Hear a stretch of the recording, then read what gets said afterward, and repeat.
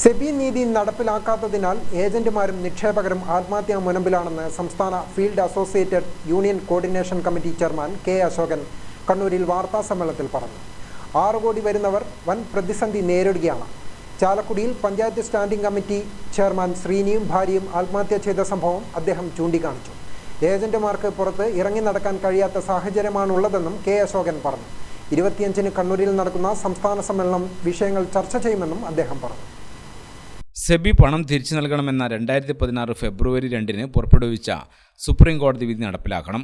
നിക്ഷേപങ്ങൾ തിരിച്ചു നൽകണം. കസ്റ്റമർ സർവീസ് സെന്ററുകളെ അടിസ്ഥാനമാക്കി നിക്ഷേപകരുടെ മുഴുവൻ ഡാറ്റാസും പ്രസിദ്ധീകരിച്ച് അതിന്റെ അടിസ്ഥാനത്തിൽ റീഫണ്ട് അപേക്ഷകൾ സ്വീകരിക്കണമെന്നും അശോകൻ ആവശ്യപ്പെട്ടു. ഇത് വലിയ പ്രശ്നങ്ങൾ സൃഷ്ടിച്ചു. കാരണം ഈ ഡെപ്പോസിറ്റ് മൊബിലൈസേഷന് വേണ്ടി പ്രവർത്തിച്ചിട്ടുള്ള 54 ലക്ഷം ആൾക്കാരുണ്ട് രാജ്യത്ത് ഈ കമ്പനിയുമായി ബന്ധപ്പെട്ടുകൊണ്ട്. അവരുടെ സത്യസന്ധതയും ഇതൊക്കെ തന്നെ ചോദ്യം ചെയ്യപ്പെട്ടു. കസ്റ്റമേഴ്സ് ഡെപ്പോസിറ്റ് ചെയ്യുന്നത് എന്തെങ്കിലും പ്രത്യേക ആവശ്യം, ഭവന നിർമ്മാണം, മകളുടെ കല്യാണം, കുട്ടികളുടെ ഉന്നത വിദ്യാഭ്യാസം തുടങ്ങിയിട്ടുള്ളതായിരിക്കും. അത് വെച്ചുകൊണ്ട് ഡെപ്പോസിറ്റ് സ്വീകരിച്ചിട്ട് മച്യൂരിറ്റി എത്തിയിട്ടും കൊടുക്കാൻ കഴിയുന്നില്ല.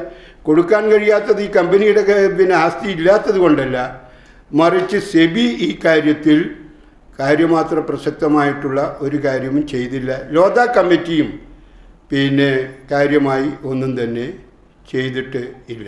ഈ കാര്യങ്ങൾ സമ്മേളനം ചർച്ച ചെയ്യുമെന്നും അദ്ദേഹം പറഞ്ഞു.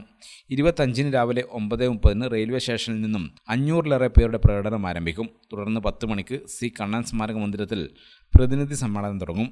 500 പ്രതിനിധികൾ സമ്മേളനത്തിൽ പങ്കെടുക്കും. 10-ന് മന്ത്രി രാമേന്ദ്ര കടന്നപ്പള്ളി ഉദ്ഘാടനം ചെയ്യുമെന്നും അദ്ദേഹം പറഞ്ഞു. വാർത്താ സമ്മേളനത്തിൽ സംസ്ഥാന secretary R Radhakrishnan, coordination committee സംസ്ഥാന സെക്രട്ടറി ജോയ് കൈതാരത്ത്, സ്വാഗത സംഘം ചെയർമാൻ ജയദേവ് വൈദ്യർ, ഷിബു കുഞ്ഞിരാമൻ, പി രവീന്ദ്രൻ എന്നിവരും പങ്കെടുത്തു. ഗ്രാമിക ന്യൂസ്, കണ്ണൂർ.